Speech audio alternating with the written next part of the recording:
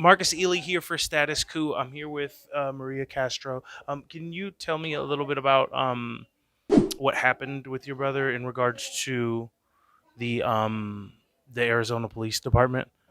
Yeah, so I'm actually a community organizer with Puente Human Rights Movement based here in Phoenix. And I remember that morning, we were talking to each other as staff, like, hey, we got a call. One of our members saw her neighbor being murdered by police. At the time, it was something that we were actively looking for, trying to reach people, tried to provide support. And I had a really busy day and didn't get the chance to like look things up. And it wasn't until later in the day when I was getting ready to go home that I saw the article and I was like, I know that house. I know that house. And I got a call from my dad and he said, your brother in law was killed today. And I immediately knew. I had to call my sister because her husband had been killed. And it was a complete shock. It was, he was detained previously, and so I think that's why police just like decided to go in guns blazing. Um, Even though it was actually an ADOT investigation, Arizona Department of Transportation, because somebody was using a ID that of someone who was deceased. He was using his deceased brother's identity because he was undocumented. And so you get like all of these worlds colliding, right? Like people trying to survive in the state of Arizona, living in these racist laws, trying to just make a living. And he had to use his brother's identity, and they went in for someone else using somebody else's ID, and ended up killing him. Um, and it has been incredibly difficult for my sister and for her family. Um, my nephew hasn't been the same. My niece, 2 months ago, had to walk across the stage and receive her diploma without her father being there. She has a tattoo, the same of a similar tattoo that her dad had, and that's what was with her, right? And she carries him in her heart, but that's nothing compared to having him there on her graduation day.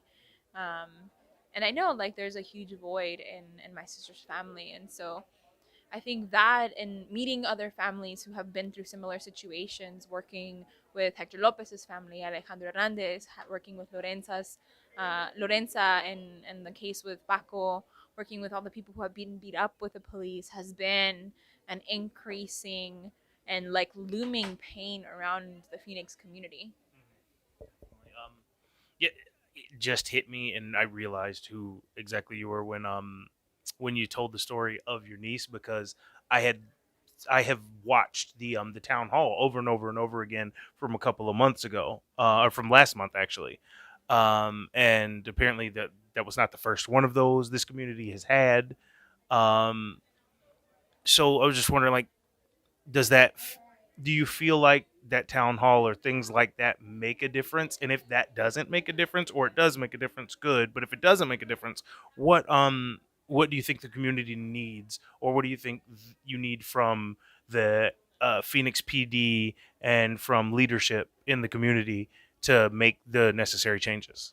I mean, step one, stop killing us, right? Like, that's the first thing that we need. Like, stop killing us. The person who killed Jacob Harris earlier this year, a 19-year-old, um, it was the third person that he had killed already. And, like, similarly, like, we've seen cases where officers have killed multiple people and have still serving. Like, I mean, after the first one, they shouldn't be in uniform anymore, right? So what we need is a very clear process of accountability. I think with the town halls, they're important avenues for people to be able to participate. I think what's lacking is the follow through. We've had many of these, the viral video, right, that we saw of the Ames family. The gentleman in that video is the cousin of Michelle Cusseau, who was killed by the department a few years back. And it's already hit home for their family twice. Had there not been those brave people, those brave neighbors in that area, recording and intervening, de-escalating the police, like who knows? Maybe he and his cousin would have been killed by the Phoenix police. And so we definitely need a body that enforces these changes that are suggested, because they have people with flip charts and writing down all these suggestions, and they haven't gone anywhere. They haven't gone anywhere, and I think that this needs to be implemented in a different way. These changes need to be addressed in a different way. There needs to be more questions asked for the community leaders, and specifically people who are directly affected. A lot of organizations are like, "Oh, we do police work," but it's actually police accountability advocacy versus like actually working with the families. And what we're trying to do at Puente is trying to create an avenue to seek justice. With my family, there was no possibility of a lawsuit, right? There's no possibility of a lawsuit because of his prior criminal convictions. There was no pretty picture to paint, right? And so we need to redefine justice, because they're killing us legally. That's why a lot of people. And I want to stop you there because we have this problem as a culture to where we want to stop everything. And I want to make sure I'm looking at the camera, so I'm looking at everybody, that because this is all of us, and I do it too, and I have to catch myself. Um, we have this problem as a culture where what we do is we will not pay attention to a victim unless they're the perfect victim, unless it's a Tamir Rice, unless it's a Trayvon Martin. And even in the case of Mike Brown, he stole the cigarillos from the guy beforehand, and that was that was all the excuse they needed. But at the same time, we look at these white boys and they get off just fine. Dylan Roof got hamburgers after he killed 9 people. They took him to Burger King. You know what I mean? So systemically, we need to like. It shouldn't have been a situation where it wasn't a court case for your brother-in-law. Like, it shouldn't have been, oh, we don't have a leg to stand on because he had a prior conviction. That shouldn't even been a thing. It should have been a situation where no, no, no, you killed somebody when all you had to do was take them in regards to doing something illegal. That's fine. We had a case, I believe Brandon Weber in Tennessee just a while ago. He shot somebody 3 times and stole a car. The police killed him and left him in his front yard. Again, still not as many bodies as Dylan Roof. The person he shot 3 times didn't die. Dylan Roof killed 7 people or 9 people and got Burger King after the fact. You know what I mean? So it's just they do. You can say we can say what we want to about as say what we want to about the culture, and that is a valid point, and that's what I want, the point I want to make, and I want us to see right now. But I also want to juxtapose it to the fact that the police in their actions have shown that they do not view non-white people as human, or at least valued their life as human. And that's just as a journalist, my professional opinion, looking at the situation. These lives are not worth as much as white lives. Period. Absolutely. Yeah, and I think specifically looking at like what the consequences are, police know they're going to get off, right? They absolutely know it because of the police union, particularly here at PLE, the Phoenix Law Enforcement Association. They have made it virtually impossible to fire a police officer. Police chiefs who have gone and said, actually, there needs to be justice, I'm going to fire this officer, end up themselves getting fired. And so we need to think about more critically, how are we changing state law? How are we changing city charter? How are we changing the way this system is functioning? Because again, they're killing us legally. And Bill Montgomery, our county prosecutor, has not prosecuted not one of these cases. I think the one was like a police brutality case, and it was a white man. And then Again, white lives have more value than lives of color. yeah, and there's also a discrepancy, right? Like Bill Montgomery's like, well, I can't press charges because there's not enough evidence. Well, the police is the one not collecting the evidence required against themselves. And it's a serious issue. Like 44 people shot, there should have been 44 indictments. There should have been 44 convictions. That's what it should have been last year. And we're steadily on track to meet that number again this year. And it's terrifying. It's already hit home for me. I've already seen it happen. I've seen the youth that we work with get over policed. I've seen, my husband be over policed. I've seen this like all across, and it's terrifying.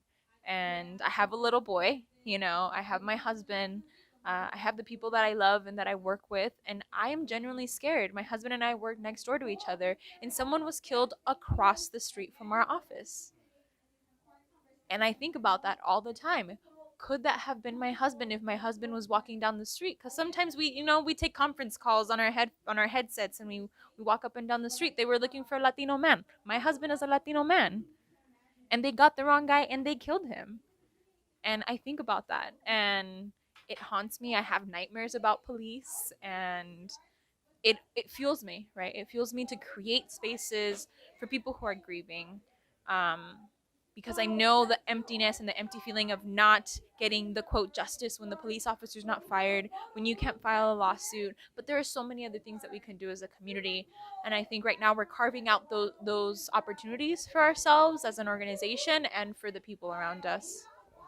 All right. So if we're talking about like making changes and having accountability, as somebody that's an activist and an organizer in these spaces, um, what do you think are the things that our next, because 2020 is right around the corner, our next presidential candidate, our next president needs to handle in regards to the police violence and the culture of policing we have in America?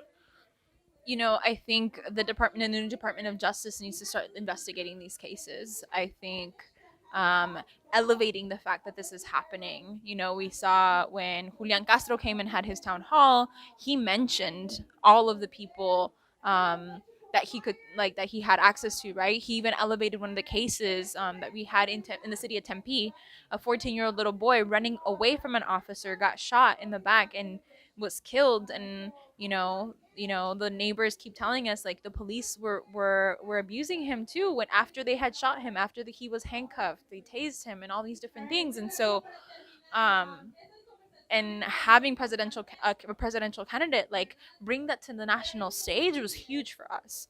I mean, the officer quit, and now he's asking for mental health support because how guilty he feels of what he did. That didn't happen on its own. It was movement, it was constant pressure. We went to every city council meeting for Tempe. We were having protests consistently. um, and I mean, the police department just continues. I mean, all across the valley, we're seeing hyper enforcement ever since Trump was elected. I mean, it's always been there, but it's actively increased ever since the Trump administration came into office. So how do you feel as a community member? I know you guys just had recently your police department had 75 um, people be a part of that pro publica investigation. With the Phoenix PD had 75 members of that department, active members. Yeah. Yeah. So 75 active members in the Facebook groups that were posting all types of racist stuff. And then you turn around and these are the people that are doing the things in your community that you're fighting against. How is it? Was it? How did it feel when you saw that? Was it like a situation where you were like, "Oh, yep, not surprised," or was it like, "Oh, this is like"? I'm just kind of wondering how did that feel when you found that out? Yeah, I mean, definitely not surprised, but it is chilling. It definitely sends a chill down your spine to know that they are actively hating you, right? And people say, "Oh, you can't fight hate against hate." Like, nah, mine isn't hate. Theirs is hate, and it stems very, very deeply rooted in white supremacy. Mine isn't hate. Mine is anger because I deeply, deeply love my community, right? And so I think that was expected, but also sends chills down my spine thinking about how active that hate is. Yeah. Thank you so much. I really, really, really appreciate you. Appreciate your work and everything you guys are doing in the community. We will definitely be back down here again to cover more stuff, especially since I'm only a 4 hour drive away. Um, Thank you guys. Smash the like button, become a member. We appreciate you.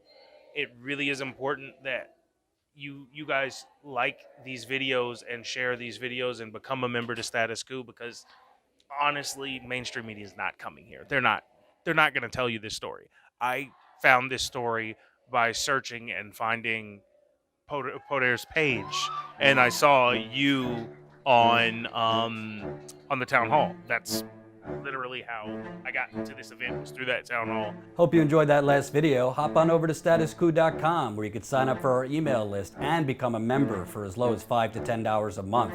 Membership is how we grow. That's statusquo.com/join. And remember, join our email list so we can grow the revolution with you. Status quo.